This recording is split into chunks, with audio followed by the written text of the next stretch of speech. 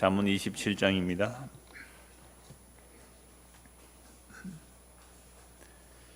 잠언 27장 20절부터 27절까지 같이 읽겠습니다. 서울과 아바도는 만족함이 없고 사람의 눈도 만족함이 없느니라. 도가니로 은을, 풀무로 금을, 칭찬으로 사람을 단련하느니라. 미련한 자를 곡물과 함께 질구에 넣고 공의로 찍을지라도 그의 미련은 벗겨지지 아니하느니라. 내 양떼의 형편을 부지런히 살피며 내 소떼에게 마음을 두라. 대저 재물은 영원히 있지 못하나니 멸류관이 어찌 대대에 있으랴. 풀을 벤 후에는 새로 움이 돋나니 산에서 꼴을 거둘 것이니라. 어린 양의 털은 내 옷이 되며 염소는 밭을 사는 값이 되며 염소의 젖은 넉넉하여 너와 내 집의 음식이 되며 내 여종의 먹을 것이 되느니라. 아멘. 여러분, 지난 주일 오전에 자족함을 배우노라 라는 말씀을 보았습니다.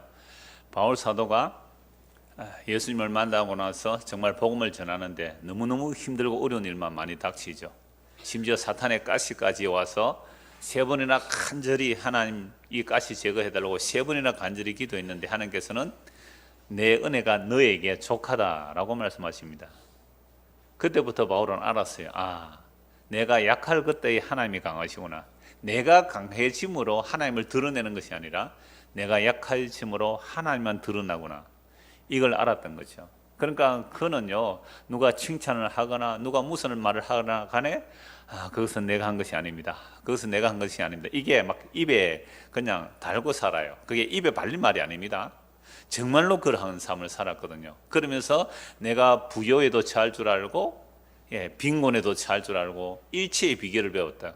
가난하다고 비굴하게 그렇게 살지 않았다는 거죠. 그리고 좀 부유했다고 교만하거나 아주 건방지게 살지 않았다는 겁니다. 그래서 이것이 바로 내게 능력 주시는 자 안에서 모든 것을 할 수 있다는 말씀이죠. 그러니까 우리가 이 말씀을 듣고 그렇구나. 예수 믿는 사람은 자족함을 배우는 삶의 과정을 살아가는 거구나. 그렇다면 나도 이제 월요일부터 주일 마치고 혼자 주일 말씀 들었으니까 이제 오후부터 어떻게 살자고요? 자족함을 배우면서 살아야지 하고 집에 딱 갔는데 집이 너무 더워요. 막 그냥 이 습기가 가득해요. 장마철이고 폭풍 오고 이러면 불쾌지수가 막 올라가죠. 그런데도 주여 자족합니다. 됩니까? 그런데 자족이 되죠. 에어컨 빨리 틀면 됩니다. 우리가 그런 거죠. 정말 나는 그래 자족을 배우니까 자족하면서 살아야지 하고 결심하고 결단하고 갔는데 환경이 그냥 막 불쾌지수 올라가 보세요. 짜증 난다니까요. 그러니까 에어컨이 트는 것이 훨씬 말씀보다 더 능력이 있는 것 같아요. 컨디션이잖아요. 컨디션. 사랑은 컨디션이라고요. 그러니까 아무리 사랑하는 사람도요 짜증나면 귀찮잖아요. 그러니까 환경이 좋아지면 갑자기 자족하는 것 같아요. 자족하는 것 같아요. 그러니까 우리가 얼마나 자족을 배운다는 것이 불가능한지를 사실은 또 경험할 거예요. 그래서 주일 지나서 오늘 3일 동안 정말 나는 얼마나 사소한 것에 화가 나고 짜증났는지 자기를 보게 될 겁니다. 그러니까 바울 사도가 정말로 나는 어떤 형편에 있든지 자족함을 배웠다는 그 말씀 어디로 갔는지 생각도 안 납니다. 자, 이런 모습이 우리의 실상이죠. 이스라엘 백성들 한번 보십시오. 애굽에 있을 때 상당히 불평불만했습니다. 사실은 노예로 사는 게 편했겠어요. 근데 모세를 통하여 출애굽 해내려고 하니까 고난이 더 가중되니까 그것도 원망불평하지요. 그래도 하나님의 약속을 따라 어린 양의 피로 구속받아 그 10가지 재앙을 보고 홍해바다를 건넙니다. 홍해바다를 건너서 광야로 들어섰는데 3일 만에 원망하거든요. 물이 없다고. 한 달 만에 양식 떨어진다고 그래요. 그러면서 40년을 광야 생활 동안 늘 원망불평만 했습니다.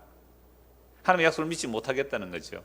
그래서 20세 이상 여호수아와 갈렙에는 광야에서 다 죽고 그 후세들이 약속의 땅에 들어갑니다.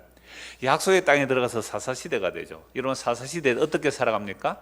감사하면서 살아가요? 자기 소견에 옳은 대로 살아갔더라. 그냥 그렇게 살았죠. 그럼 왕들이 세워졌습니다. 다윗 조금 괜찮은 왕 같았는데 역시 다를 바 없었어요. 간음하고 살인하는 왕이었습니다. 왕들의 시대 마찬가지였죠. 그러니까 이스라엘 백성들은 왜 망합니까? 결국 하나님의 약속을 믿지 않고 원망불평하다가 망하는 거죠. 그래서 바벨론 포로로 잡혀갔다가 이제 돌아왔단 말이죠. 돌아와서 하나님의 약속을 믿고 살아야 되는데 그들은 이제 자기 반성을 한 거예요. 문제는 자기 반성. 스스로 반성해서 우리가 이렇게 힘들고 어렵게 사는 것은 율법을 지키지 않아서 그렇구나. 율법을 지키면 우리가 꼬리가 되지 않고 머리가 된다. 신명기 28장 보아라. 우리가 정말 하나님의 말씀을 철두철미하게 지키면 하나님께서 우리를 복주시고 강하게 하실 거야. 그래서 스스로 율법을 잘 지키겠다고 나온 운동들이 이제 바리새인 운동이거든요. 그래서 율법에 하라 하지 말라가 몇 개인지 다 헤아렸습니다. 모세오경에서 613가지가 나와요. 인터넷 찾아보면 다 나옵니다. 뭘 하라 하지 말라. 그리고 첫째 뭘 하라가 뭔지 아세요? 생육하고 번성하라. 그러니까 아이 절대로 피임하면 안 됩니다. 아이를 주시는 대로 낳아야 돼요. 이렇게 해서 옛날에 우리 막 10명, 20명 이렇게 낳았지 않습니까? 여하튼 그게 첫 계명이에요. 그런 걸로부터 하라 하지 말라가 수도 없이 많은데 그 부치까지 붙거든요. 근데 그렇게 율법을 지켰는데 문제는 예수 그리스도를 배척했단 말이죠. 그러니까 왜 예수님을 배척해버렸냐 하면 예수님이 이렇게 말씀하셨거든요. 나만 있으면 안 되겠니? 이랬거든요. 너에게 나만 있으면 안 되겠니? 그게 싫었던 거예요. 그럼 우리가 예수님을 믿습니다라고 할 때에 예수님께서 이렇게 물으세요. 오늘도 우리에게 너 나만 있으면 되겠니? 너의 지금 삶의 환경이 어떠할지라도 네 몸이 어떠할지라도 너 나만 있으면 안 되겠니? 싫어요. 내가 예수님을 왜 믿었는데요? 예수 믿고 내가 구원 받으려고 예수 믿었죠. 예수 믿고 내가 천국 가려고 예수 믿었죠. 여기 예수가 있어요, 없어요? 없어요. 예수는 하나의 수단이죠. 오늘 우리가 이런 예수를 믿고 있단 말이에요. 이게 이스라엘 백성들이 메시아를 기다리는 거예요. 메시아를 사랑해서가 아닙니다. 메시아가 오면 우리의 환경을 좋게 해주는 거예요. 컨디션 좋게 해주는 거죠. 그건 컨디션 마시면 되는 거죠. 그런 식으로 우리는 메시아를 기다렸단 말이에요. 정말 예수님으로 만족합니까? 정말 그리스도로 자족하느냐 이 말이죠. 그러니까 오늘도 우리가 이스라엘 백성과 전혀 다를 바가 없습니다. 그래서 우리는 날마다 사실은 이스라엘 백성들처럼 똑같이 살아가요. 이러한 우리가 자족을 배운다? 이건 정말로 예수 그리스도의 십자가 앞에 세워져야 합니다. 예수 그리스도 앞에 정말 세워지지 않으면, 그리고 그 십자가, 예수 그리스도의 십자가 앞에 자신이 세워지지 않으면 자신의 죄가 뭔지를 몰라요. 그래서 십자가 앞에 제대로 세워지면 주여 나는 정말 죄인의 개수가 맞습니다. 나는 정말 저주를 받아 마땅합니다. 나는 지옥에 가도 마땅합니다. 이 고백이 나오게 된단 말이에요. 이렇게 되었을 때에, 이게 물론 전적인 은혜로만 됩니다. 이렇게 되었을 때에 이제 예수를 믿는다는 것이 무엇인지 학교에 들었은 거예요. 이게 학교에 들었은 거란 말이죠. 그래서 이제 학교에 들었으니 어떤 학교에 들었었습니까? 자족을 배우는 학교에 들었었다고 제가 지난주 오전에 말씀드렸죠. 그러니까 이렇게 된 사람은 성경에서 새 사람을 입었다라고 말합니다. 새 사람을 입었다. 새 사람을 입었다는 것은 골로새서 3장 11절 12절을 보면 우리의 지식에까지 새로워진다라고 하거든요. 그럼 우리의 지식은, 그동안 우리의 지식은 자족이 어떻게 하면 자족합니까? 어떻게 하면 만족합니까? 성준 씨는 하나 50억 있으면 자족한다 그랬죠, 그죠? 50억 있으면 자족하겠다. 오늘 성경 잘 들어보세요. 자족되는지 안 되는지. 그러니까 우리가 이것이 있으면 나는 자족하겠습니다. 더 이상 바랄 것이 없습니다. 그런 말을 하잖아요. 그런데 그 지식이 새로워집니다. 나는 단돈 50원이 없을지라도 예수 그리스도로 만족합니다 라고 되는 것이 지식이 새로워지는 거죠. 그러니까 전에는 내가 예수를 믿고 이것도 있어야 되고 저것도 있어야 되고 이것도 해야 되고 저것도 해야 되고 그러면 만족하겠습니다라는 이 지식이 진짜 예수님을 만나게 되면 나는 예수님으로 자족합니다. 예수님만으로 만족합니다. 이렇게 돼야 천국 가는 거예요. 이렇게 안 되면 천국에 딱 들어가서 두리번두리번 거린다는 거예요. 예수님 앞에 놔두고 예수님 앞에 계신데 천국에서 두리번거리는 거예요. 왜 두리번거릴까요? 예수님은 제껴두고 내가 뭘 했는데 준다는 거 어디 있어요? 이게 무슨 천국이에요? 그러니까 우리는 예수를 믿는다는 것은 이 역사 속에서 예수님으로 만족하는 학교에 입학한 거예요. 힘들어요. 고난해요. 고통스러워요. 근데 그게 진짜라니까요. 성경이 다 그 얘기를 하고 계세요. 그래서 예수 그리스도로 만족할 수 있도록 우리의 지식에까지 새로워지는데 이 예수 믿는 사람이나 유대인의 차별이 없대요. 놀라운 표현이에요. 할례당이나 무할례당이 차이가 없어요. 그리고 유대인과 이방인이 차별이 없다. 이거 유대인이 자기 부인이 되어져야 되는 거죠. 유대인이 자기 부인이 되어져야 돼요. 이방인이 은혜를 입는 겁니다. 자유인과 종이 차별이 없어요. 여러분, 자유인이라는 것은 로마 시대 때 자유인이라는 것은요, 정말로 종을 부리면서 사는 사람을 자유인이라 그래요. 근데 종들은 노예거든요. 근데 그 자유인들과 종이 차별이 없는 곳이에요. 왜 그렇게 됐느냐? 예수 그리스도가 만유가 되심을 알거든요.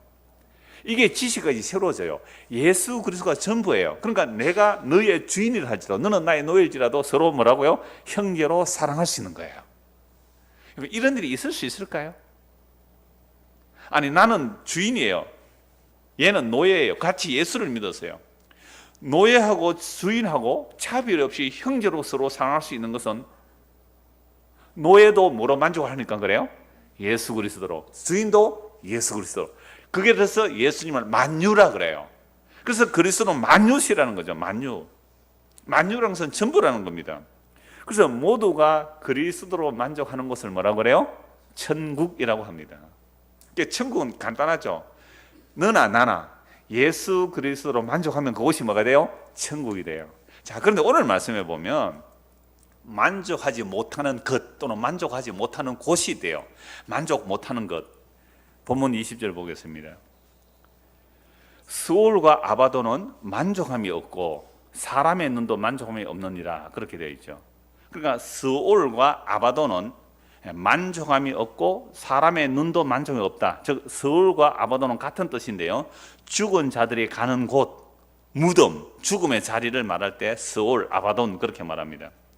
공동번역 이렇게 하는데요, 지옥과 저승은 아무리 들어가도 한이 없듯이 사람의 욕심도 끝이 없다. 그러니까 사람의 눈이라고 했는데 공동번역 사람의 욕심 그렇게 돼 있죠. 여러분, 사람의 욕심이 한이 있습니까, 없습니까? 없어요. 어느 만큼 사람의 눈 또는 사람의 마음에 욕심이 가득합니까? 끝이 없어요. 왜? 여러분, 무덤, 서울, 무덤, 아바돈, 죽음. 그 서울과 아바돈, 죽음의 자리가 한이 없단 말이에요. 왜? 여러분, 아담이 타락해서 이제 죄를 짓고 죄를 짓어서 타락하죠. 그러면 결과가 죽음이에요.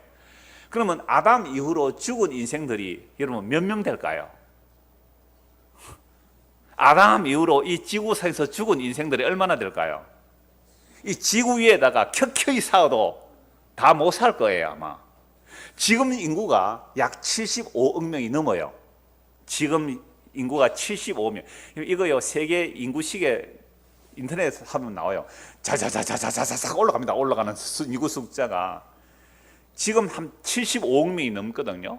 우리나라는 막 인구가 준다 그러는데요, 진짜 전 세계적으로 인구가 계속 늘어나요. 그러면 지금 75억 명의 인구가 있는데 요거 100년 안에 요 75억 명의 인구가 한 100년 안에는 거의 다 죽어요. 그죠? 그럼 75억 명 다 어디 가버렸어요? 무덤에 갔어요. 그러면 도대체 아담으로부터 오늘 우리가 사는 이 시대까지 죽어간 인생들이, 그 인간들이 몇 명쯤 될까요? 한 몇 명쯤 되겠어요? 지금 사는 인구가 75억이니까 옛날에 좀 인구가 적었다 할지라도 하여튼 수백억, 수천억이 되겠죠. 그 수천억의 인구를 다 무덤이 받아들였다면 무덤이 이제 내가 배부르다, 이제 내가 사람을 안 받아들이겠다, 이제 죽음 없음, 무덤이 이러는 거 봤어요? 이게 무덤이 끝없이 죽은 자를 받아들이듯이 사실은 무덤 얘기하는 거예요. 우리 마음 얘기하는 거예요. 우리 마음이 얘기죠. 그래서 다시 보면 20절 보십시오. 스올과 아바돈, 그 죽음의 자리는 만족함이 없고 사람의 눈도 만족함이 없다 이 말. 결국 사람의 마음, 사람의 눈이 만족이 없다 이 말이죠. 그래서 우선 오늘은 만족함이 없는 곳이 이제 지옥인데요, 만족함이 없게 된 이 이야기를 하기 위해서 죽음이 어떻게 왔는지 좀 더 살펴보려고 합니다. 아담 이후로 모든 인간이 죽어가죠. 그러니까 아담으로부터 오늘 이 시대까지 죽어간 그 사람들은 정말 수백억 수천이 될 사람들이 무덤이 다 받아들였단 말이죠. 그러니까 무덤이 이제 나 이제 배부르다, 더 이상 죽음을 없애버리겠다 이렇게 안 한단 말이야. 끝없이 죽음으로 가죠. 여러분, 사람이 왜 죽습니까? 사람이 왜 죽어요? 애들한테 물어보면요, 사람이 왜 죽느냐 그러면 늙어서 죽는데요. 늙어서 죽는데, 또는 병들어서 죽는데요. 사람이 왜 죽어요? 성경은 나와 있어요. 죄의 삭은 사망입니다. 아담과 하와에게 선악을 알게 하는 나무의 과일을 먹으면 정녕 죽으리라 했단 말이에요. 그래서 선악을 알게 하는 나무의 과실을 먹음으로 죽게 되어 있습니다. 비록 1000년을 살았다 할지라도, 제일 오래 산 사람이 성에 969세거든요.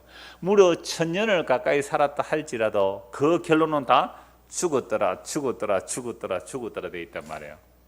그러니까 아담은 130세에 아이를 낳기 시작했는데 800년 동안 아이 낳다갔어요. 아이 낳다가 800년 동안 낳았으면 몇 명쯤 낳았겠어요? 하여튼 수백 명을 낳았습니다. 수백 명을. 그 수백 명이 또 수백 명. 그러니까 아담이 한 10대 손까지 봐요, 밑에. 그러면 그 세대만 해도 이미 인구는 어마어마하게 불어나는 거죠. 자, 그런데 창세기에 그 인구의 족보를 기록할 때에 죽었더라. 900몇 세를 향유하고 죽었더라. 900몇 세 죽었더라. 그렇게 죽음의 세계가 연결되는 거죠. 그런데 특이한 한 사람이 있어요. 하나님이 데려가셨더라. 누구요? 에녹은 죽었다라고 말 안 해요. 물론 세상 사람들을 볼 때는 세상에서 사라졌으니까 죽은 걸로 보이죠. 그런데 하나님은 그를 데려갔다고 하거든요.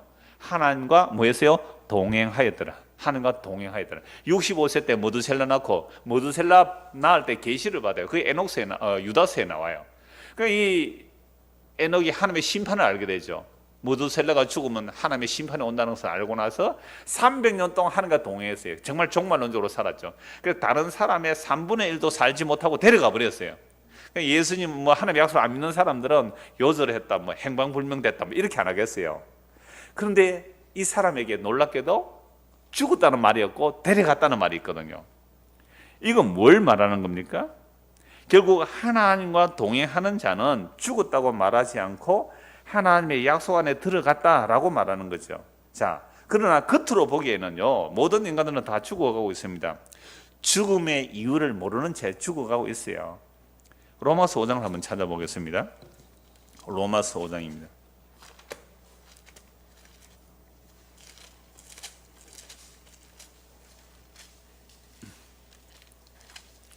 로마서 5장 12절입니다. 그러므로 한 사람으로 말미암아 죄가 세상에 들어오고 죄로 말미암아 사망이 들어왔나니 이와 같이 모든 사람이 죄를 지었으므로 사망이 모든 사람에게 이르렀느니라.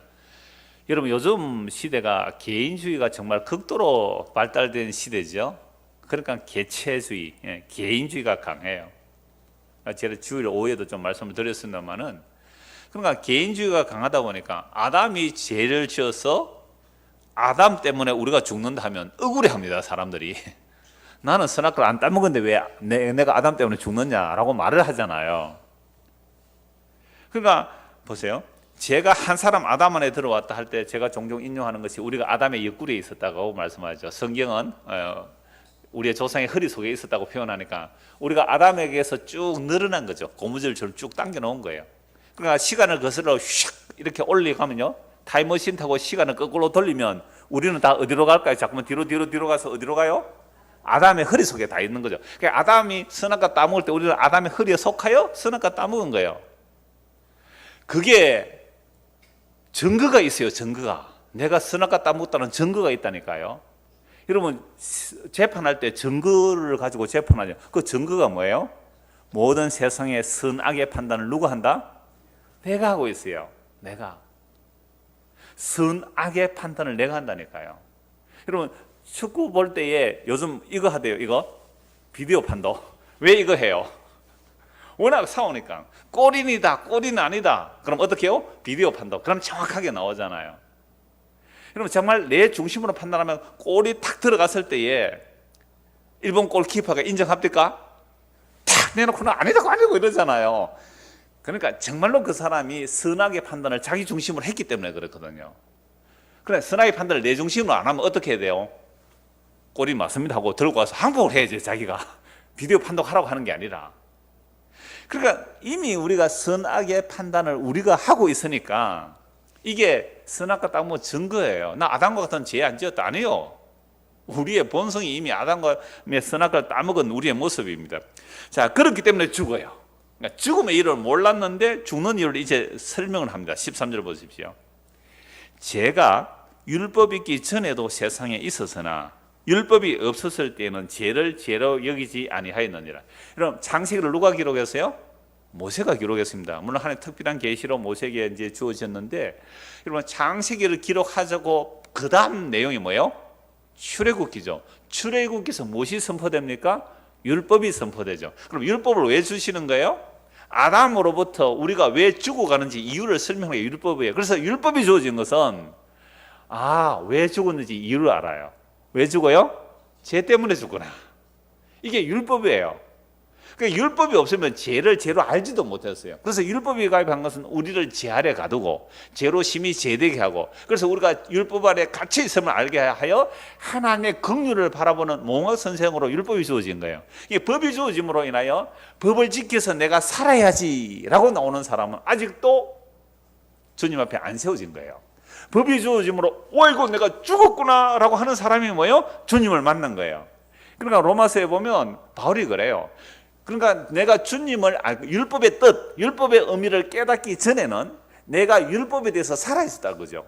내가 율법을 지키고 의에 이르고자 했는데 율법의 뜻을 알고 나니까 내가 율법에 대해서 죽었다고 말하는 겁니다. 이게 주님을 만난 거거든요. 그래서 13절 보십시오. 죄가 율법이 있기 전에도 세상에 있었으나 율법이 없었을 때에는 죄를 죄로 여기지 아니하였느니라. 그러나 아담으로부터 모세까지, 보세요. 아담으로부터 모세. 창세기를 누가 기록했다고요? 모세가. 그러나 아담부터 모세까지 사람들이 죽어갔는데 왜 죽어갔는지 이유를 몰랐는데 모세가 율법을 딱 제시하니까 선악과를 따먹고 정령 죽으리라는 그 말씀이 아담으로부터 모세까지 다 죽어갔는데 이게 율법이 딱 투입되니까 죽음의 이유를 알게 됐다 이 말이죠. 그러나 아담으로부터 모세까지 아담의 범죄와 같은 죄를 짓지 아니한 자들까지도 무엇이 왕이었어요? 사망이 왕노릇 하였느니 아담 오실 자의 모형이라. 그러나 이 은사는 그 범죄와 같지 아니하니 곧 한 사람의 범죄로 인하여 많은 사람이 죽었은즉 더욱 하나님의 은혜와 또 한 사람 예수 그리스도의 은혜로 말미암아 선물은 많은 사람에게 넘쳤느니라. 또 이 선물은 범죄한 한 사람으로 말미암은 것과 같지 아니하니 심판은 한 사람으로 말미암아 정죄에 이르렀으나 은사는 많은 범죄로 말미암아 의롭다 하심에 이름이니라. 그러니까 지금 죄와 사망의 왕노를 하는 곳에서 의와 생명의 왕노를 하는 그리스도로 넘어가는 것, 이걸 예수 믿습니다라고 말하는 거죠. 그러니까 아담 이후로 모든 자들이 아담과 같은 죄를 지지 않았는데도 불구하고 죽어간 이유를 무엇이 밝혀요? 율법이 밝히고 있는 겁니다. 그래서 율법으로 우리의 죄가 무엇인지 밝히면서 그리스도에게로 인도하는 몽학 선생이 되어야 합니다.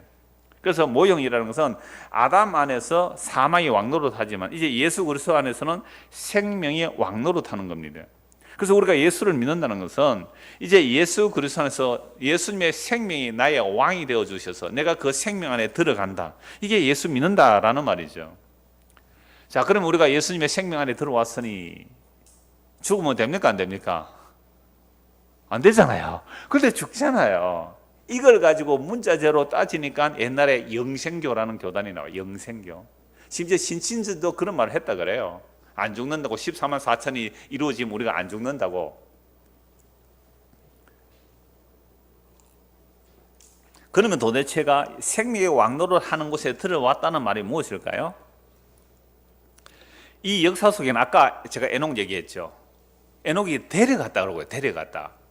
다른 사람 죽었더라고 그러는데, 그러니까 이 겉으로 볼 때는요, 겉으로 볼 때는 에녹도 세상 사람 볼 때 죽은 자로 보잖아요. 그런데 하나님의 약속 안에 있다. 뭐 에녹만 약속 안에 있었겠어요? 물론 아담도 셋도 다 아벨도 하나님의 약속 안에 있는 자들이에요.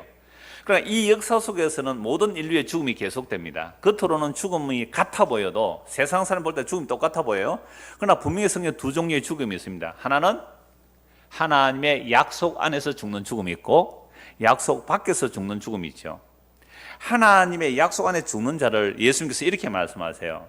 하나님은 산자의 하나님이라고 말씀하시면서 아브라함의 하나님, 이삭의 하나님, 야곱의 하나님이라 그래요. 그래서 구약에서 하나님 나타나실 때는 꼭 그렇게 말씀하세요. 이스라엘 백성들에게 나는 아브라함의 하나님, 이삭의 하나님, 야곱의 하나님이다. 그러니까 이 말씀은 하나님은 죽은 자의 하나님이 아니라 산 자의 하나님이다. 그러면 아브라함과 이삭과 야곱은 죽었어요, 살았어요? 역사 속으로 볼 때는 죽었죠. 그런데요, 하나님의 약속 안에서는 살아있는 자다 이 말입니다. 그래서 예수님께서 요한복음 11장에서 나사로를 살려내실 때에 자신을 뭐라고 말해요? 나는 부활이며 생명이다. 앞으로 부활을 줄 것이고 생명을 줄 것이다가 아니라 현재형 에고 에미를 써요. 나는 부활이고 생명이다. 그러니까 예수를 믿고 예수 안에서 죽으면 그 사람은 죽은 거예요? 생명과 부활 안에 들어가 있는 거예요? 생명과 부활 안에 들어가 있죠. 그래서 그런 사람들은 우리가 겉으로 볼 때는 죽은 자로 보이지만 시공간을 총괄하여 하나님의 약속 안에 있기 때문에 주님께서 불러내시면 당장 살아나와요. 근데 불러내서 살아나와도 나사로처럼 다시 죽어요. 그러니까 진짜 살아난다는 것은 그리스도께서 재림하실 그날에 우리가 그리스도의 그 부활의 영광의 모습으로 우리도 부활하여 그 영광을 얻게 되고 덧입게 되는 겁니다. 그때까지 우리는 뭐라고 해요? 성경에서는 죽었다 안 그러고 잔다. 약속 안에서 잔다라고 되어 있어요. 그게 시간과 공간을 빼버리면 시간 공간을 초월하여 하나님의 약속 안에 있는 거죠. 그러면 예수 밖에서 죽는 자는 어떤 자들이에요? 약속 밖에 죽는 자, 약속 없이 죽는 자 어떤 자들이에요? 그들이 바로 저주받은 죽음이에요. 그래서 요한계시록에서는 주 안에서 죽는 자들은 복이 있다라고 말씀하죠. 이제 그들이 신이니 그들의 행한 일이 따름이라. 주 안에서 죽는 자가 있고 주 밖에서 죽는 자가 있잖아요. 그러니까 주 안에 죽는 자는 방금 말씀드렸습니다. 어디에 들어있다고 우리가요? 예수 안에. 예수는 생명이고 부활인가? 생명과 부활이신 예수 안에 들어있어요. 그러니까 슬퍼하지 말란 말이에요. 죽는 것은, 성도가 죽는 것은 복된 죽음이에요. 물론 뭐 육적인 아픔 있을 수 있지요. 못 보니까 그렇게 슬퍼요. 그래서 바울은 너무 슬퍼하지 마라. 그런 걸로 세상 사람들 막 슬퍼하지 말라. 정말 우리의 영원한 안식에 들어갔다면 축하할 일이고 기뻐할 일이 아니냐라는 말씀이죠.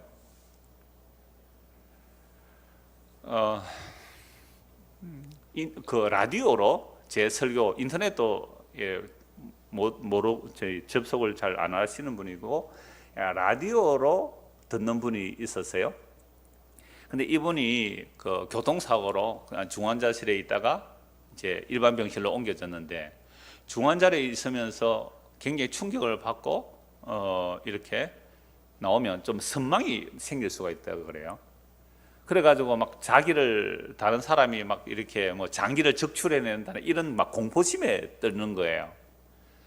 그래서 어떻게 연결돼서 이제 전화가 와서 그 아들하고 이제 통화를 했는데 자꾸 두려워하는 거예요. 그냥 아들하고 통화하는 아들이 그 어머니가 그렇다고 설명을 하길래 제가 그래서요. 저는 뭐 얼굴도 못 본 사람이니까 딱 통화 한 번 한 사람이니까 예수님을 믿으십니까? 예, 그렇대요. 그렇다면 지금 죽어도 정말 천국 갈 확신이 있습니까? 그러니까 그렇대요. 그렇다면 정말 어떤 사람이 내 장기를 다 적출해서 준다 그러면 감사합니다, 희생한다 생각으로 받아들이십시오라고 하니까 그래도 됩니까? 이렇게 얘기해요. 그러면서 내가 하나님께 영광 돌린 것도 없고 또 뭐 자녀에게 해준 것도 없고 그래서 자녀는 주님께 맡기시고 하나님께 영광 돌리는 것은 정말로 예수를 믿는 게 하나님의 일이고 그게 하나님 영광 돌리는 길입니다. 그러니까 갑자기 마음이 확 바뀌어서 이제 위안이 됐던가 봐요. 제가 왜 이 말씀을 드립니까?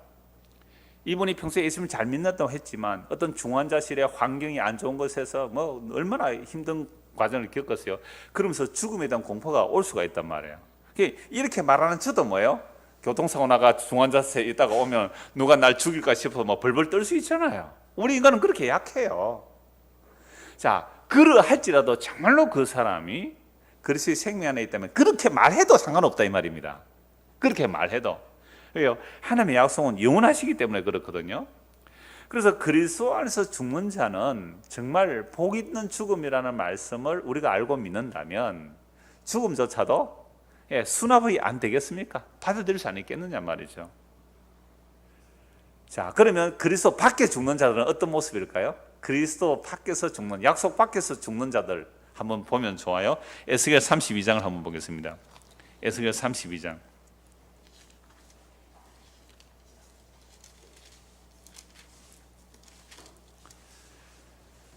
에스겔 32장 17절부터요 32절까지 전체가 죽은 자들의 세계를 말해요. 죽은 자들의 세계. 그러니까 오늘 뭐가 만족이 없다 그랬어요? 스올과 아바도는 만족이 없다 그랬잖아요. 그것처럼 사람의 마음도 이와 같다. 그러면 죽은 자들의 세계가 어떤 곳이냐라고 할 때에 17절부터 32절까지 전부 이제 죽은 자들의 세계를 말하는데요. 26절 보십시오. 거기에 죽음의 세계입니다. 죽음의 세계. 거기에 메섹과 두발과 그 모든 무리가 있고 그 여러 무덤은 사방에 있으며 그들은 다 할례를 받지 못하고 칼에 죽임을 당한 자로다. 그들이 생존하는 사람들의 세상에서 두렵게 하였으나 그들이 할례를 받지 못한 자 가운데서 이미 엎드러진 용사와 함께 누운 것이 마땅하지 아니하냐. 이 용사들은 다 무기를 가지고 서울에 내려가서 자기의 칼을 베개로 삼았으니 그 백골이 자기 제약을 졌으며 생존하는 사람들의 세상에서 용사의 두려움이 있던 자로다. 그럼 무덤에 가 있는 자들, 죽음에 가 있는 자들 어떤 사람이요? 생존 세상에서, 살아있는 세상에서 사람들을 두렵게 하는 아주 용사들이에요. 메섹, 두발, 얼마나 싸움 잘하는 사람인데요. 칼 들고 설치면 아무도 대항할 수 없는 벌벌 떨도록 생존 세상에서 사람을 두렵게 하던 용사들인데 지금 죽어가지고 뭐 들고 가가 죽어가 있어요? 그 무기 들고 죽어가지고 서울, 무덤, 죽음의 자리에 내려서 자기 칼을 베개로 삼았대요. 옛날에 그 칼 들고 설치했으면 사람들이 벌벌 떨었는데 이제 백골이 그 죄를 지고 무덤에 있다는 말이죠. 이 무덤에 어떤 자들이 있습니까? 18절 한번 보십시오. 인자야 애굽의 무리를 위하여 슬피 울고 그와 유명한 나라의 여자들을 구덩이에 내려가는 자와 함께 지하에 던지며 이르라. 너의 아름다움이 어떤 사람들보다 뛰어나도다. 너의 아름다움이 어떤 사람들보다 뛰어나도다. 그들도 지금 어디에 가 있다고요? 서울, 무덤, 구덩이와 함께 섞는 그 죽음의 자리에 가 있다 이 말이죠. 그 아름다운 것조차도. 그러면 세상에 권력을 가지고 또는 권력은 뭐 무력도 되고 재력도 권력이 되죠. 그래서 권력을 가진 사람들이 뭘 추구하는지 아세요? 아름다움을 추구합니다. 그래서 아하수에로 왕이 누구에게 혹 빠집니까? 에스더한테 빠지잖아요. 나라 절반이라도 주겠대. 그 거대한 바벨론 제국의 절반이라도 에스더한테 주겠대요. 이걸 경국지색이라고 그러잖아요. 양귀비가 얼마나 이뻤는지 나라가 기울어지는데도 여자의 아름다움에 빠져요. 그럼 사람들이 권력을 추구하는 거, 재력을 추구하는 거 뭐 얻으려고 그래요? 남자들이 이쁜 아내 얻으려고. 그러니까 아름다움이 세상의 권력보다 힘이 있어요. 아름다움이. 그래서 사람들은 그렇게 우리 대한민국은 성형의 나라로 이렇게 떠오르잖아요. 왜요? 아름다우니까 권력 있는 사람이 이렇게. 근데요, 진짜로 부자들은요 성형을 안 한대요. 그죠? 대한항공 딸들 보니까 뭐 성형 안 했더라고요. 뭐 아쉬운 게 뭐 있어요? 없는 사람이나 그런 거 하는 것이지. 자연히 그렇게 살잖아요. 왜? 그게 뭐예요? 자기들은 뭐가 있기 때문에? 재력이 있기 때문에 그런 거 안 해도 되는 거잖아요. 뭔 얘기다 얘기했어요? 19절. 세상에 가장 아름다운 것들도 어디에 내려가요? 백골이 되어 썩어서 구더기와 함께 밥 먹고 있는 그곳으로 가는 거예요. 성경은 너무 이런 거에 리얼해요. 죽음의 자리. 구더기들이 거기에 덮인다는 표현도 얼마나 많은지 몰라요. 구더기들이 거기에. 우리는 아름답다, 너무 아름답다, 나는 당신하고 얼굴만 봐도 소원했겠다. 그들이 어디 가 있다고요? 구더기들이 벌벌 끓고 있어요. 백골이 되어 있어요. 그걸 아름답다고 쫓아가요. 정말 헛상이죠. 헛상. 아름다운 자들. 그 당시 주변 나라들을 두렵게 만들던 용사들이 그곳에 다 들어가요. 생존하는 세상에서 사람을 두렵게 한 자들이 아수르, 엘람의 용사들, 메섹, 두발의 용사들, 이들이 애굽의 바로 왕과 함께 동창회하는 곳이 죽음의 자리예요. 한번 보십시오. 31절. 바로가 그들을 보고 그 모든 무리로 말미암아 위로를 받을 것이며, 바로가 먼저 딱 들어가 있는데 나만 혼자 지옥에 와 있나 했는데 누가 돌아와요? 생존 세상에서 사람들을 두렵게 했던 권력자들, 재력자들 다 돌아오는 거죠. 그러니까 바로 왕이 위로를 받는 거예요. 지옥에서. 지금 지옥에서 동창회하고 있는 거죠. 무리로 말미암아 위로를 받을 것이리며 칼에 죽임을 당한 바로와 그 온 군대가 그러하리로다. 주 여호와의 말씀이니라. 내가 바로로 하여금 생존하는 사람들의 세상에서 사람을 두렵게 하게 하였으나 이제는 그가 그 모든 무리와 더불어 할례를 받지 못한 자 곧 칼에 죽임을 당한 자와 함께 누이리로다. 주 여호와의 말씀이니라. 여러분, 생존하는 세상에서 어떻게 살고 싶어요? 아름다운 사람, 용명 있는 사람, 권력 있는 사람, 재력 있는 사람, 그래서 사람들을 두렵게 하는 사람으로 살고 싶지 않습니까? 그걸 위해 기도하지 않으셨나요? 내가 가면 사람들이 벌벌 떨면서 내 앞에 엎드리는 그런 자리를 원하지 않았나요?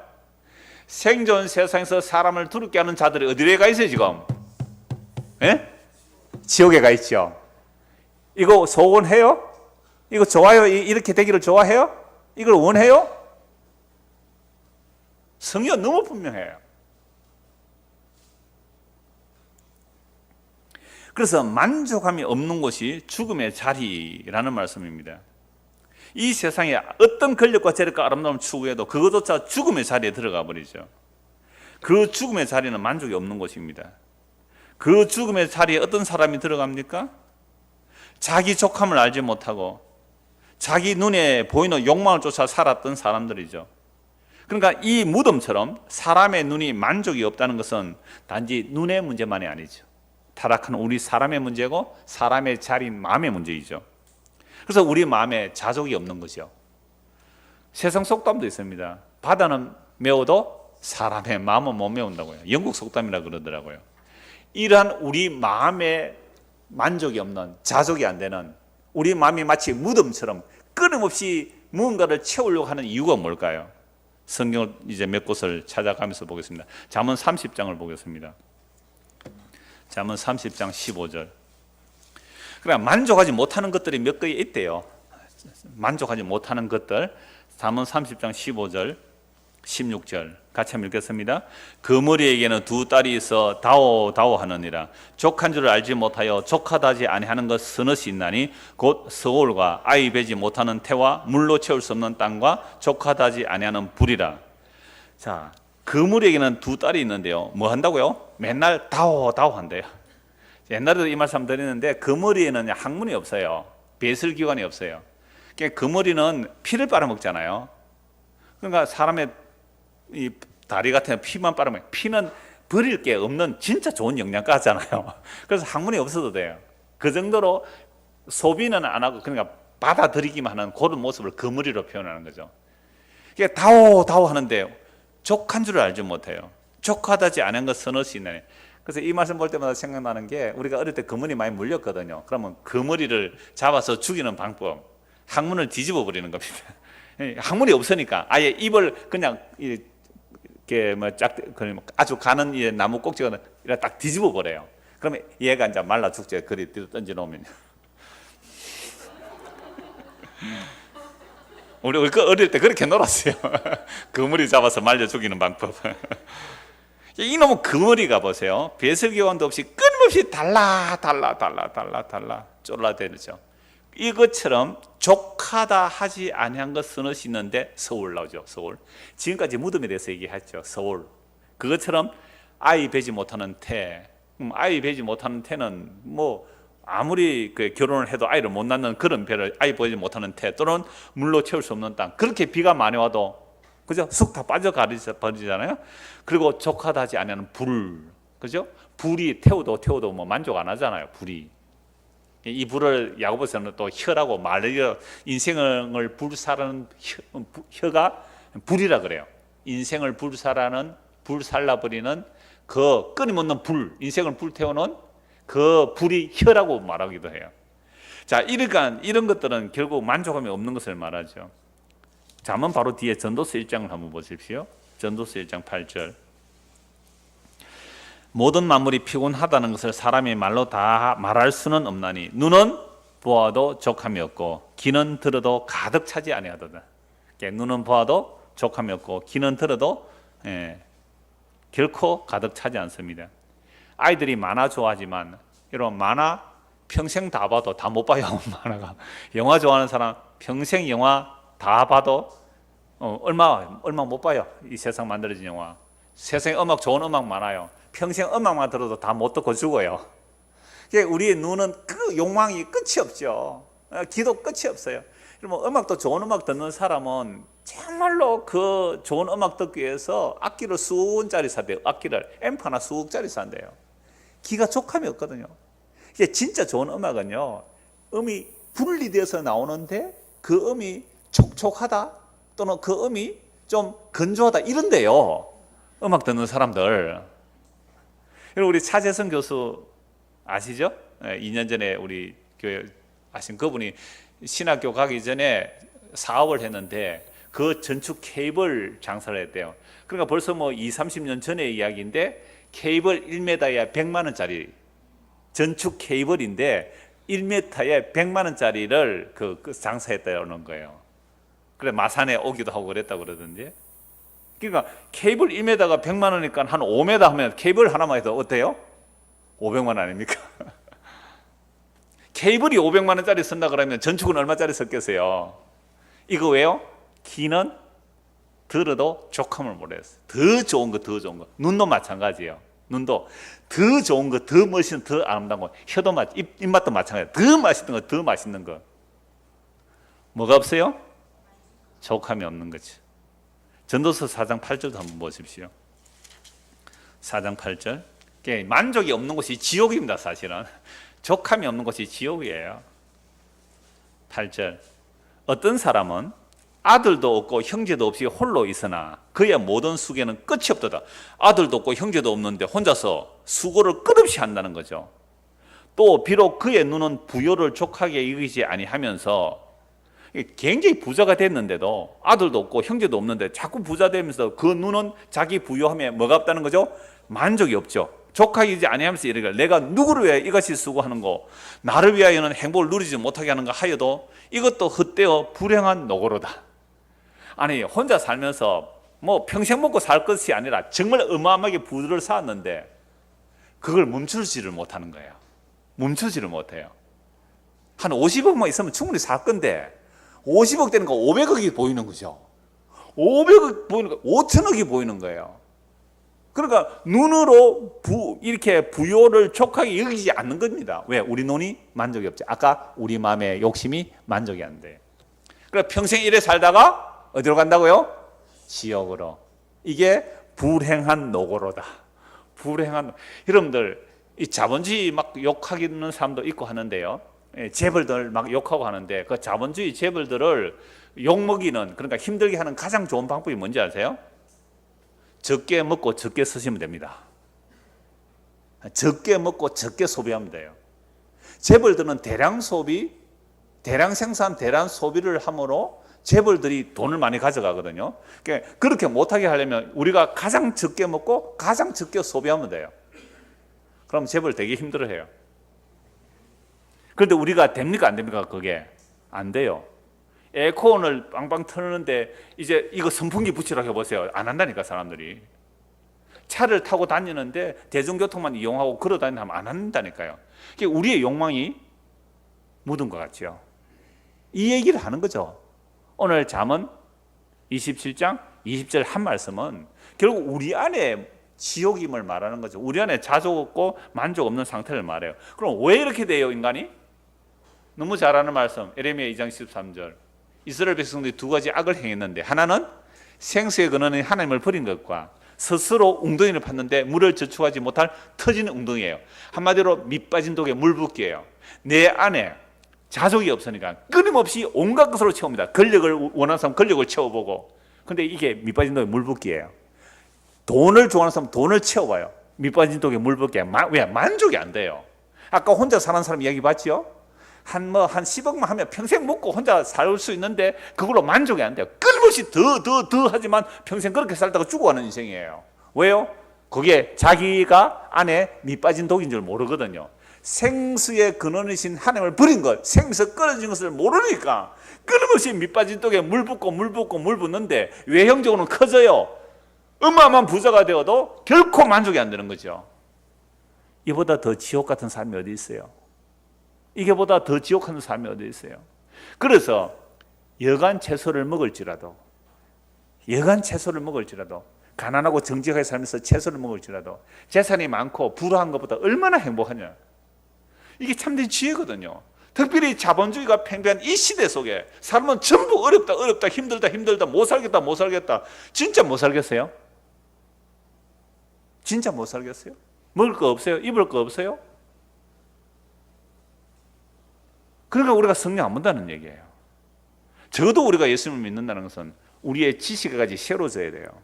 세상의 가치관을 가지지 말고 정말 성경이 무엇을 말씀하는가 성경 봐야 되는 거죠. 끊임없이 자족이 안 되는 거죠. 끊임없이 다고 한단 말이에요. 어떤 분이 그랬어요. 우리 교회 그 집사님 어머니 근사님으로 은퇴하신 분인데, 야, 너 교회는 자리도 좁다 그러더만 왜 건축원금을 안 하느냐, 이상한 교회다 이러더라고요. 그게 이상하게 보이는 시대란 말이죠. 이게 우리가 터지는 웅덩이, 밑빠진 독에 물 붓고 있으니까 그런 겁니다. 그래서 사람들은요, 자기의 인생이 헛된 줄도 모르고 헛된 일에 바쁘게 달려가요. 그래서 야, 이것은 뭔가 이루었다 하는 순간도 그건 사실은 헛사라고 시편 39편 5절 6절에서 말씀하고 있어요. 자, 본문 21절입니다. 잠언 27장 21절.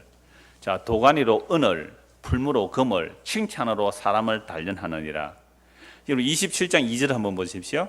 타인이 너를 칭찬하게 하고 네 입으로는 하지 말며 외인이 너를 칭찬하게 하고 네 입술로는 하지 말라. 사람은요, 자기 칭찬 받는 재미로 살고 또 남이 나를 칭찬해 주는 재미로 살아요. 그런데 남이 나를 칭찬 안 해주면 어떻게 해요? 스스로 셀프 칭찬해요. 자기가 자기를 막 드러내면 칭찬 받으려고 하는 거잖아요. 그렇게 하지 말란 말이에요. 그래서 사람을 도가니가 불순물을 제거하고 풀무가 불순물을 제거하죠. 은과 금을 불순물을 제거하는데 사람은 무엇으로 단련하는가? 칭찬 딱 해보면 알아요. 그래서 사람이 칭찬을 해보면 그 사람의 사람됨이 드러나는 거란 말이죠. 그래서 그런데 우리가 얼마나 다른 사람들에게 칭찬받고 인정받고 싶은지, 이런 뭐 메슬로우의 욕망 단계가 있어요. 그거 뭐 생존의 욕구, 태어나면 무조건 생존을 하려고 하는 욕구가 있죠. 근데 생존하는데 어떻게 생존해야 돼요? 안전하게 살고 싶어. 그래서 안전의 욕구가 나와요. 그 다음에는 애정의 욕구가 있어요. 내가 생존하고 안전해도 누가 날 사랑 안 하면 참 싫거든요. 애정을 주고받는 그 사랑하는 그런 관계. 그 다음에 사회적 인정의 관계. 어떤 사람이 칭찬해 주는 거, 승진하는 거, 야, 사람들이 너를 잘한다 그러더라, 착하더라. 그 인정받는 욕구 무려 4번째 단계예요. 그게 이루어지면 5번째, 자아 실현이라고 말하잖아요. 그러니까 인간은 이 욕망에 달려가요. 그러나 사람들이 얼마나 칭찬받고 싶어요. 그래서 사람들은 남이 칭찬 안 하면 스스로라도 자기를 이제 칭찬 받게 살아가려고 해요, 우리가. 그러니까 제가 어릴 때 제가 종종 말했잖아요. 사람들이 저 착했다고. 그런데 이게 내가 착한 게 아니고, 내가 복음을 듣고 보니 착한 게 아니더라고요.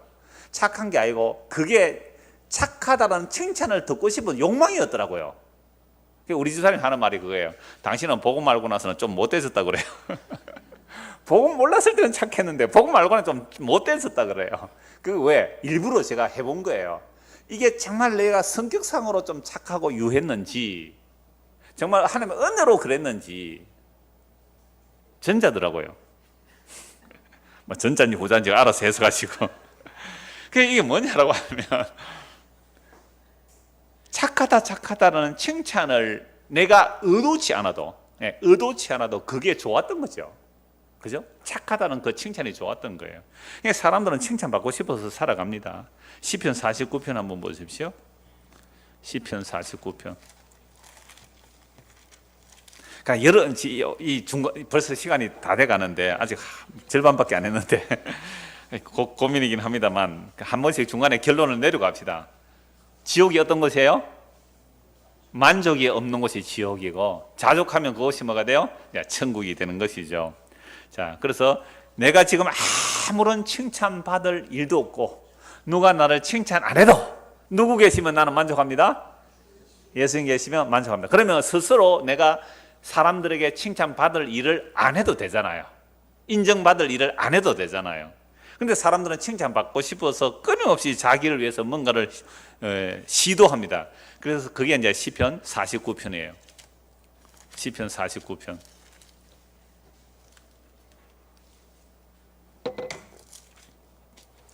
6절부터 보겠습니다. 다 들으라, 다 들으라. 하나님의 말씀을 다 들으라. 무병스라 빈부 기천을 막는 다 들으라. 빈부 기천, 지혜 있는지 없나 다 들으라라고 말씀합니다. 5절 보십시오. 제약이 나를 따라다니며 나를 애워사는 환난의 날 내가 어찌 두려워라. 제약이 나를 따라다니고 환난에 막 애워사도 나는 뭐 안 하겠다고요? 두려워하지 않겠대요. 두려워하지 않겠대요. 자, 6절부터 보겠습니다. 자기의 재물을 의지하고 부유함을 자랑하는 자는 아무도 자기 형제를 구원하지 못하며 그를 위한 속전을 하는 게 바치지도 못할 것은 그들의 생명을 속량하는 값이 너무 엄청나서 영원히 마련하지 못할 것임이니라. 그러니까 사람들은 뭘 의지한다고요? 자기 재물을 의지하고 자기 부유함을 자랑하지만 그 재물과 부유함을 자랑하지만 그러한 돈으로는 단 한 명의 생명도 속량할 수 없다. 생명의 속량은 너무 값이 어마어마하기 때문에 영원히 사람은 마련 못해요. 그런데도 우리는 생명을 속하지도 못할 그 재물과 부유함이 있으면 행복할 줄 알고 그걸 위해서 달려가죠. 이게 이 세상의 신이 우리를 속이고 있어서 그렇습니다. 마귀한테 속아서 그래요. 그렇다면 그가 재물을 많이 가지고 있다고 합시다. 9절 보십시오. 그가 재물과 모든 것을 다 가지고 있는 자가 영원히 살아서 죽음을 보지 않을 것인가? 죽음을 보지 않을 것인가? 죽는다 이 말입니다. 그러나 그는 지혜 있는 자도 죽고 어리석고 무지한 자도 함께 망하며 그들의 재물은 남에게 남겨두고 떠나는 것을 보게 되리라. 생존 세상에서 재물이 많고 권력을 가지면 사람들을 두렵겠지만 아까 에스겔서 말씀을 보니까 그들이 어디 가서 동창회하고 있습니까? 지옥에서 지금 동창회하고 있단 말이에요. 그러나 그는 지혜 있는 자도 죽고 어리석은 자도 어리석고 무지한 사람 함께 망하며 그들의 재물은 남에게 남겨 떠나는 것을 보게 되리로다. 자, 11절 12절 같이 읽읍시다. 그러나 그들의 속 생각에 그들의 집은 영원히 있고 그들의 거처는 대대에 이르리라 하여 그들의 토지를 자기 이름으로 부르도다. 사람은 존귀하나 장구하지 못하며 멸망하는 짐승 같도다. 그러니까 자기들 속 생각에는 야 이게 우리 집으로 등기해 놓으면 이건 대대손손이 영원토록 우리 집이 될 거야, 우리 땅이 될 거야 라고 말하고 있지만 그러나 그들이 지옥으로 들어가고 있는 사실을 몰라요. 이게 바로 사람이 종기에 처하나 장구하지 못함이며 뭐 같다고요? 멸망하는 짐승이에요. 이게 멸망하는 짐승과 같은 겁니다. 이것이 바로 어리석은 자들의 길이고 그들의 말을 기뻐하는 자들의 종말입니다. 14절 보십시오. 그들은 양같이 스올에 두기로 작정되었으니 사망이 그들의 목자일 것이라. 정직한 자들이 아침에 그들을 다스리리니 그들의 아름다움은 소멸하고 스올이 그들의 거처가 되리라. 아까 우리가 살펴본 본문 20절과 21절 또 에스겔 32장의 내용을 시편 49편에서 압축하고 있어요. 그래서 성경 이렇게 연결해서 찾아보면 다 답이 나와요. 소멸하고 스올이 그들의 거처가 되리라. 그러나 하나님은 나를 영접하시리니 이러므로 내 영혼을 스올의 근저에서 건져내시리라. 하나님이 나를 어떻게 건져낸다고요? 스올에서, 무덤에서, 지옥에서 우리를 건져내는 거죠. 우리도 사실은 이 땅에서 살면서 어떻게 살고 싶었어요? 무덤에 들어가는 자, 지옥에 들어가는 자와 같이 살고 싶었단 말이죠. 근데 우리는 세상 사람보다 욕망이 더해.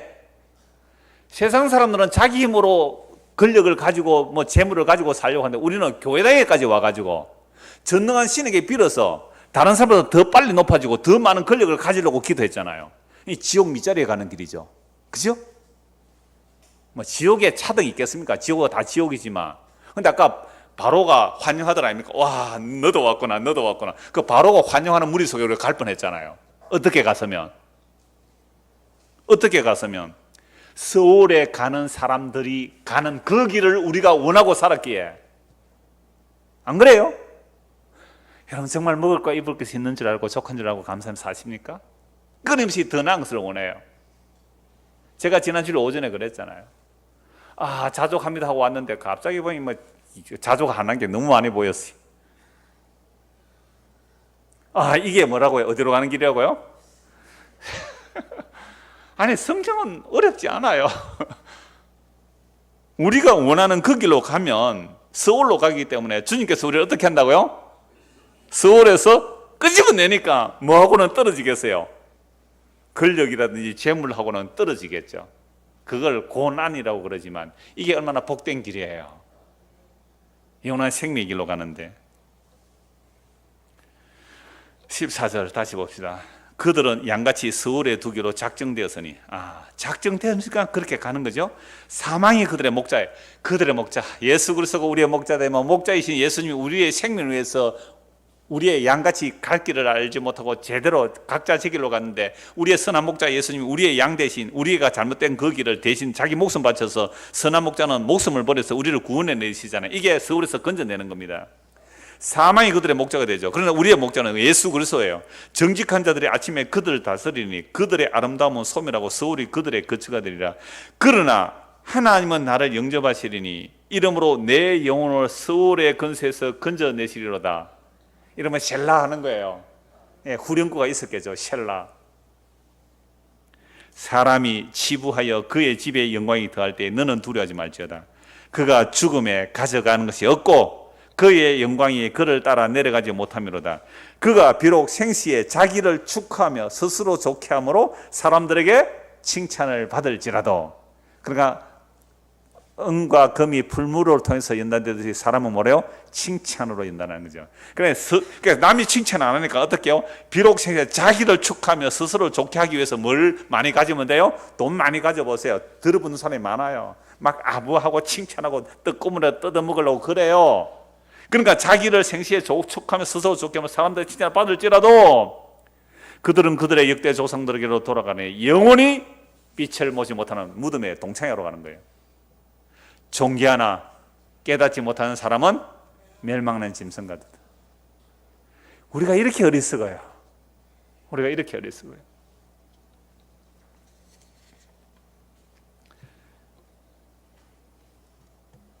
본문 22절입니다. 잠언 27장 22절 같이 한번 읽겠습니다. 미련한 자를 곡물과 함께 절구에 넣고 공의로 찌을지라도 그의 미련은 벗겨지지 아니하리라. 여러분, 지금까지 제가 한 50분 정도 말씀을 딱 들으면, 야, 이 세상에 딱 두 종류의 사람이 있구나. 하나는 어디로 가고요? 생시의 자를 축하하고 좋게 해서 칭찬을 받아서 그렇게 사람들을 두렵게 하려고, 살아있을 때 사람 두렵게 하려고 권력과 재물을 가진 그런 사람들이 가는 길이 뭐라고요? 지옥이잖아요. 그럼 그 지옥에 가는 길에서 주께서 우리를 어떻게 해요? 끄집어내시죠. 그럼 끄집어내실 때 그들과 끊어지니까 재물도 날아가 버리고 권력도 날아가 버리고 약하고 못나고 연약한 모습으로 끌려 나오는 거죠. 근데 세상 사람으로 볼 때 이게 뭐로 보여요? 실패와 저주로 보이는데 이게 진짜 생명의 길이고 이게 진짜 지옥 가는 길이잖아요. 맞지요? 이 말씀이 정말로 우리 마음에 받아들여져야 돼요. 마음에만 받아들여지는 게 아니라 우리의 삶의 현장에서 실제가 돼요. 내가 원하는 권력과 영광들이 날아가고 약함과 능력과 핍박이 올지라도 이게 진짜 생명의 기름이 분명해요. 이게 마음으로 일단 수긍돼요. 아멘으로 받아들여져요. 그리고 우리의 삶 속에서 이것이 일어나니까 고난의 삶이 됩니다. 근데 이게 분명한 생명의 길 맞습니다. 근데 이 말씀을 제가 20년 동안 한국에서 전했거든요. 이 말씀을 전했단 말이에요. 그런데도 전혀 안 바뀌는 사람이 있죠. 아직까지 안 바뀌는 사람이 있단 말이에요. 물론 앞으로 어떻게 될지 몰라요. 앞으로 어떻게 바뀔지는 몰라요. 제가 어떻게 바뀔지도 몰라요. 그러나 우리의 삶의 과정이 과연 말씀에 비춰서 진짜 생명의 길인지 무덤으로 가는지 볼 수 있잖아요. 성경을 통하여. 그러니까 이 말씀을 보면 목사님 맞습니다. 성경이 맞네요. 내가 그러면 나는 지옥으로 가는 길을 가고 있었군요. 내가 잘못했습니다. 내가 회개하고 예수를 믿습니다. 이 생명으로 가기를 원합니다. 라고 해야 되는데 꼭 성경에 그런 말만 있나? 그건 너무 극단적인 거 아니냐? 너무 치우쳤지 하고 절대로 이 말씀이 안 받아들여지는 자가 있어요. 그런 자를 미련한 자라 그래요. 여러분, 절구통에 공의로 찍으면요, 이거 옛날에 새 절구도 있어요. 새 절구에 새 절구통이 있어요. 그리고 곡식, 딱딱한 곡식을 넣고 절구에 넣고 찍으면요, 껍질이 다 벗겨져요. 그러니까 껍질을 벗겨지는데 나중에 껍질 벗겨지고 또 그걸 다시 찍으면 가루가 되잖아요. 그런데 절구에 곡물과 함께 미련한 자를 넣고 공의를 찍어도 그의 미련함이 뭐요? 벗겨지지 않는 거예요. 뭐요? 복음이 안 들려요. 성경 말씀이 안 들려요. 거꾸로 들어요. 이건 정말 절구에 넣고 쇠공으로 찍어도 그 미련함이 벗겨지지 않는 거예요. 끊임없이 뭐가 돼요? 다고 그물이 새끼처럼 다고 만족이 없는 거예요. 자족이 없는 거예요. 이거 도구통에 넣고, 도구통을 그랬습니다. 제가 절구통입니다. 우리 경상도 말로 도구통이라 그래요. 절구통에 넣고 공으로 찍어도 그 미련함이 벗겨지지 않아요. 자족이 안 되는 거예요.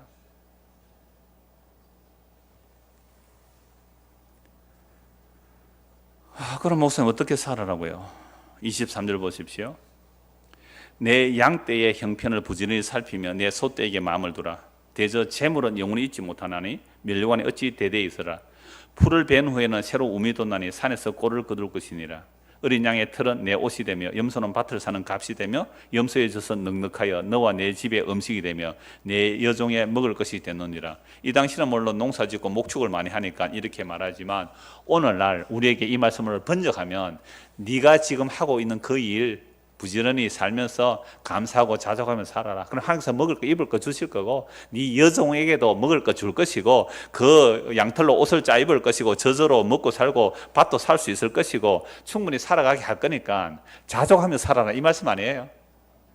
그래서 목축하는 사람이 풀을 싹 뱉는데 또다시 비가 오니까 우미 싹 돋아나잖아요.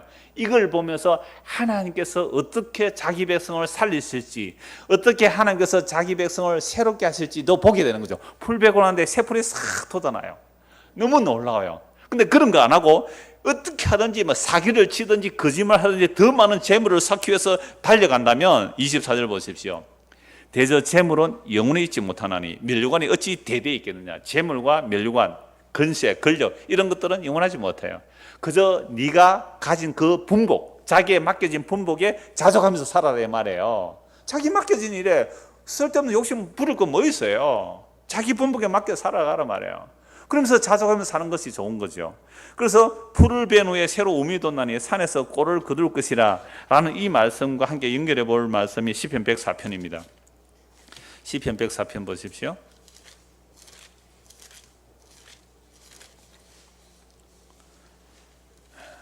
시편 104편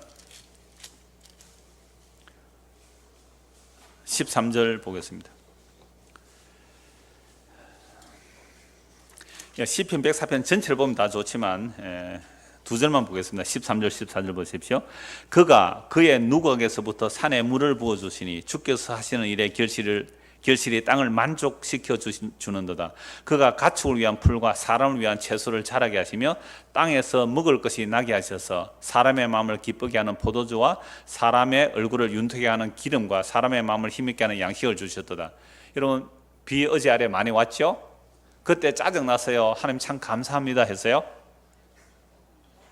이런 농사를 짓는 사람은요 하나님 참 감사합니다. 하나님께서 산의 누각에서부터 산에 물조르기가 물을 주어요.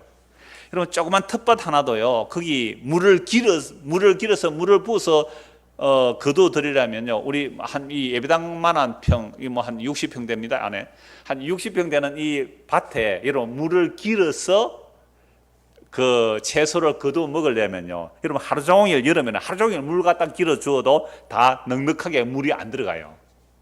그 농사 지어본 사람 압니다. 60평 정도 되는 땅에 하루 종일 사람이 물찌개 줘서 물을 다 준다 해도 그 땅을 흡족하게 못해요. 근데 하나님께서 한꺼번에 어떻게 해요? 물을 주니까 뭐가 자라요? 가축이랑 풀이 자라고. 그래서 풀을 베니까 또 꼴이 또 자라요. 또 짐승을 또 먹일 수 있잖아요. 그러면서 또 뭐요? 채소가 자라서 먹게 하시죠. 자, 그러니까 하나님께서 온 세상을 이렇게 돌보고 계신다는 겁니다. 24절 보십시오. 여호와여 주께서 하신 일이 어찌 그리 많은지요.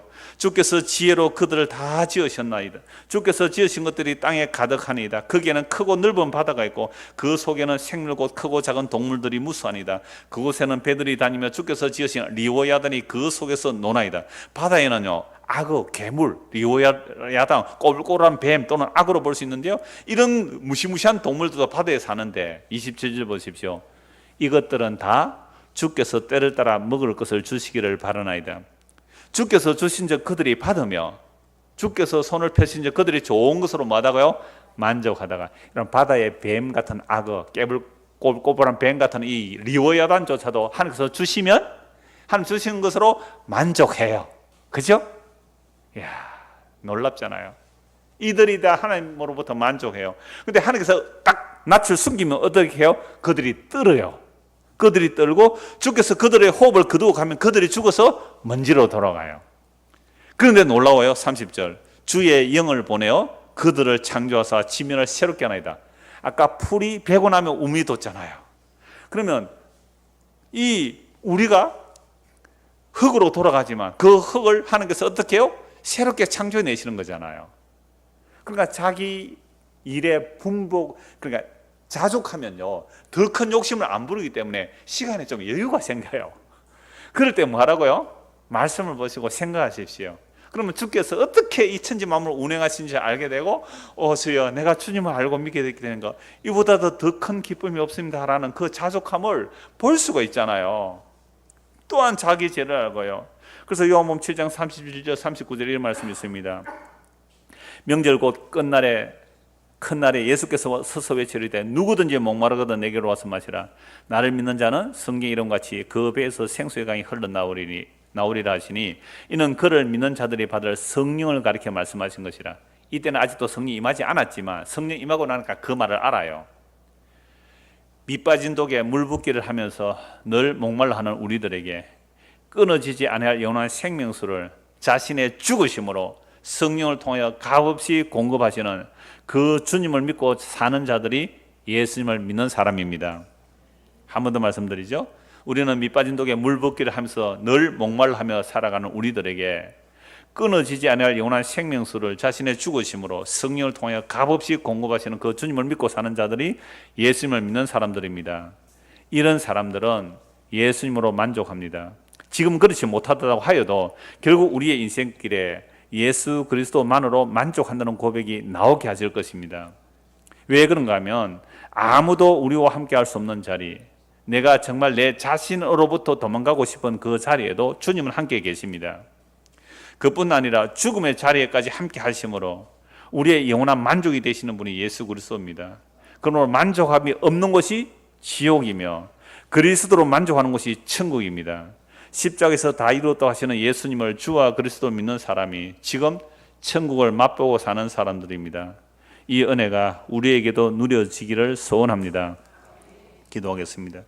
하나님 아버지, 만족함이 없는 것이 지옥임을 성경을 통해 확인합니다. 그렇다면 우리가 처한 삶의 상황 속에서 예수 그리스도로 만족한다면 그곳에서 천국을 맛볼 수 있겠사오니 정말 나와 세상에 간 곳 없고 구속 한 줄만 보여진다면 그것이 천국이오니 이런 천국의 삶을 이 땅에서 맛보고 누리게 하시며 가면 갈수록 예수 그리스도 당신 외에는 나에게 만족이 없습니다. 나는 당신만으로 만족합니다.